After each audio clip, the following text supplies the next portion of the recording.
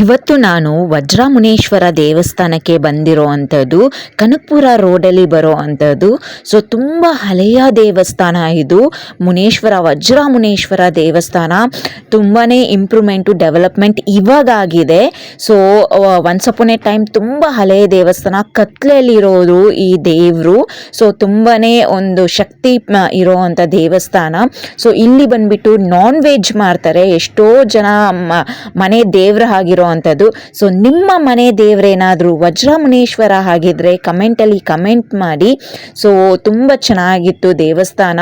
ಒಂದು short trip, long trip ಅಂತಲೂ ಕರಿಬೋದು.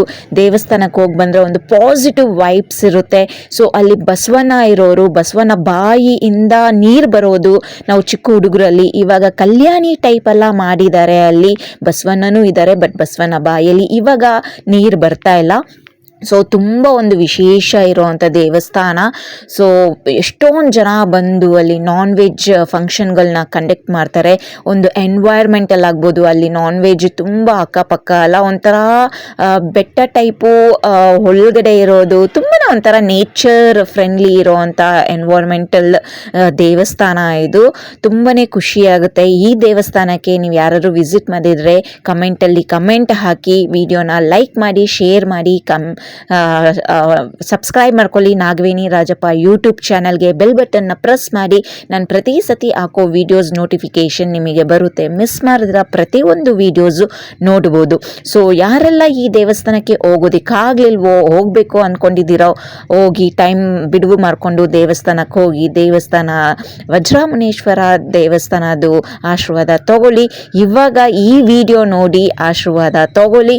ತುಂಬಾ ಚೆನ್ನಾಗಿದೆ, ಪಾಸಿಟಿವ್ ವೈಬ್ಸು.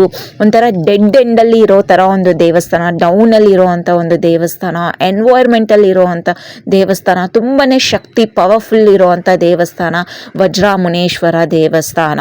ತುಂಬಾ ಚೆನ್ನಾಗಿದೆ. ಆಗಿನ ಕಾಲದಲ್ಲೆಲ್ಲ ಲೈಟ್ ಇರಲಿಲ್ವಂತೆ, ಕತ್ಲೆಯಲ್ಲಿರೋರಂತೆ ಈ ದೇವಸ್ಥಾನ.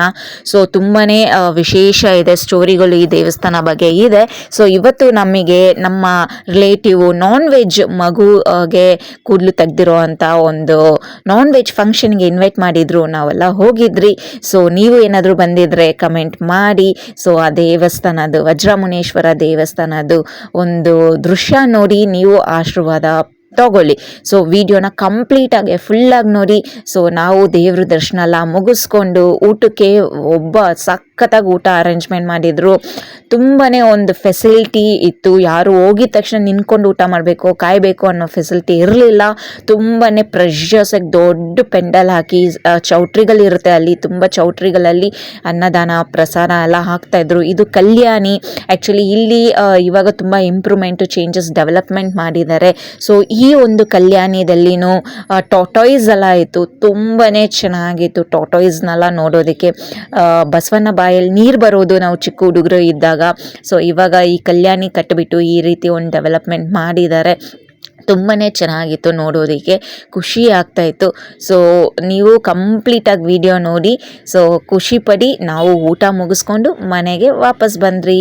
ಸೊ ಆ ವಜ್ರಮುನೇಶ್ವರ ಸ್ವಾಮಿ ಪ್ರತಿಯೊಬ್ಬರ ಮೇಲೇನೂ ಆಶೀರ್ವಾದ ಕೊಡಲಿ, ತಗೊಳ್ಳಿ.